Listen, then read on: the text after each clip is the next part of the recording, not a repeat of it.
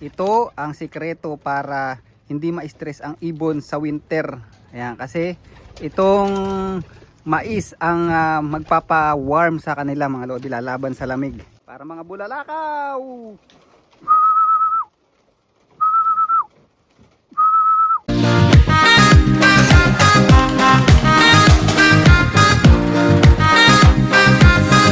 So yan mga kalapatids, nakita nyo na naman yung pagmumukha ko yan. For today's video, meron pala nag-comment ano daw yung pinapakain ko sa kalapati pagka winter. Kung di ako nagkakamali flash ko na lang yung comment niya dyan. But anyway, share ko sa inyo kung ano ba yung pinapakain ko sa kalapati ko pag winter. Yan, simpleng-simple lang naman mga lodi. So ang ibon pag winter, so nilalamigan parang tao. So kailangan nila ng lakas para labanan yung lamig. At para hindi sila ma-stress, ito yung dinadagdag ko sa patoka ko mga lodi. Pakita ko sa inyo. O ano ka na naman dito, guguloyin mo na naman ako. Bigyan na nga kita. Alam ko naman ako lang naman yung hinahantay mo So ayan mga lodi, kung naalala nyo, bumili ako ng mais. Ito ang sikreto para hindi ma-stress ang ibon sa winter.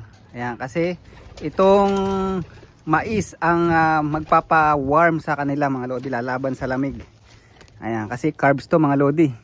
Ayan, kailangan nila to para hindi sila masyadong lamigin. Ayan, kasi mainit ang mais or nakakapagpainit sa katawan kasi carbs nga. Ayan, kaya yung lamig, hindi sila gan lalamigin, parang tao. Pag may laman ng tiyan, ayan, hindi lalamigin. Ayan ang dinadagdag ko sa patoka mga lodi. Pagka winter, ayan ang pinapakain ko, mais, dinadagdagan ko yung patoka. Ayan, paulit-ulit tayo. Ayan, tingnan nyo ang gagawin ko. Magulo lang itong mga to. Ito yung nabili ko no, na mais noong nakaraan. Ayan, medyo malinis yung mais ngayon kumpara nung nakaraan. Pero sigurado ilalim nito puro alikabok, but okay lang yan. Ayan sila, lumumunda na Ayan, tingnan nyo, ayan, nagsiranda na. Tingnan nyo pag baba nyan. Isang pito ko lang dyan, magbababaan yan. Habang lumilipad sila, gato ang gagawin ko. So ito yung mix ko nung nakaraan.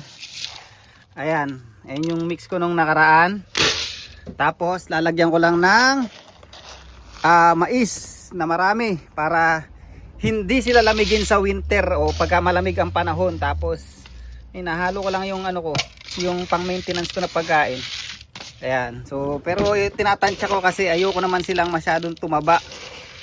Kasi malapit na nga, nagte-training na tayo. Ayan, pero para hindi ma-stress ang ibon natin, dadagdagan natin ng mais. Pampainit nila ng katawan nila, panlaban sa lamig. Ayan ang papakain natin. Okay? Ayan na sila temo isa gusto nang pumasok Ayan pa iba Ayan mga loli. Ayan, paliparin mo natin sila.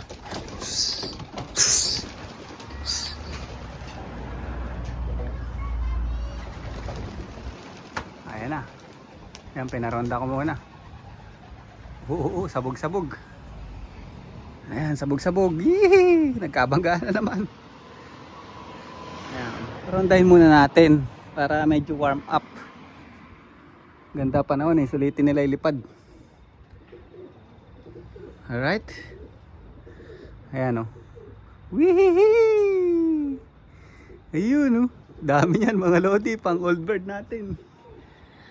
Yan, every weekend na tayo. Medyo kikilikil din na natin sila sa training. Pero din natin pupersahin kasi ayoko pa silang, hindi pa ako ready mawala sila. Yan, kailangan umabot tayo sa mga 700 km saka 1,200 km. Tawagin na natin.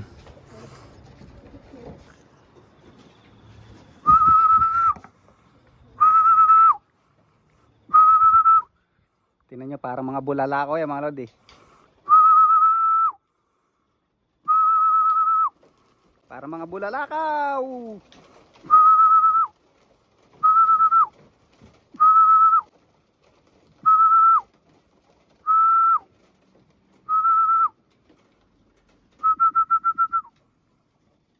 Laging huling pumasok Pa-importante rin tong isa natin Ayan. Ayan mga lodi, yan lang ang patoka ko sa kalapati ko pagka winter. Simpleng simple lang, mais ang sikreto para makip warm sila mga lodi. Kailangan nila ng tutunawin sa tiyan eh. Yan ang sikreto mais. Ewan ko lang sa iba, pero ito yung natutunan ko sa mga matatanda dito sa mga tropa. Ayan oh, dami. Mga lodi, nagkagulo. Tingnan mo, sarap na sarap sila sa mais oh. Ayan, inuuna nila yung mais, ubos agad ang mais. Barley ang natitira dyan mga lodi. Hate na hate ng ibon yan eh. Kaya lang, ang barley kasi, kahit anong dami ng kain nila dyan, hindi sila tataba. Parang kumbaga sa tao, ano yan, yung mga veggie, yan. Yan, pero maganda rin ang ano mataas din ang calories ng ng barley. Maganda yung ihalo yung barley pagka mga sprint race para hindi tumaba yung ibon, magaan lang. Yan, pero syempre tatantyahin nyo rin.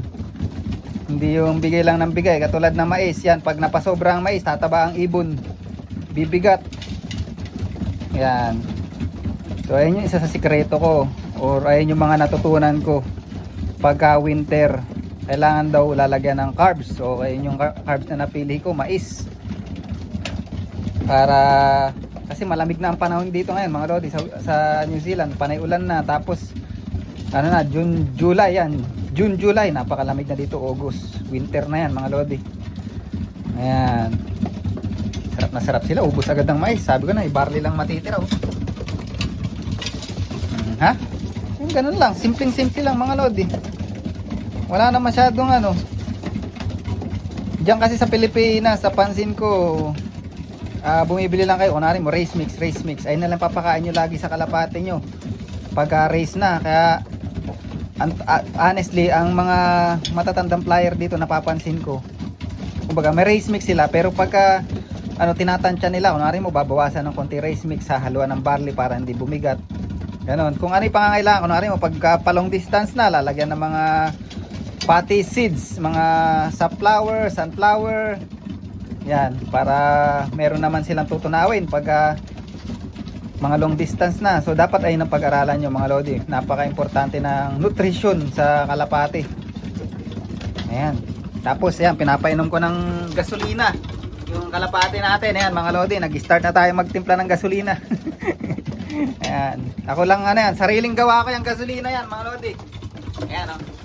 Ayan, joke lang ha. Baka mamaya painumin nyo nga ng gasolina yung kalapati nyo. So ayan mga lodi, dito ko na lang yayarin yung vlog natin. At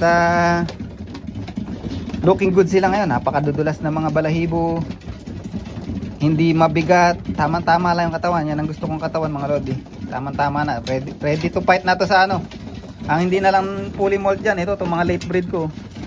So halos lahat to ililipad ko. Pero yung iba hindi ko isasagad. Yan, ilan lang isasagad ko dyan. Yung mapipili ko lang.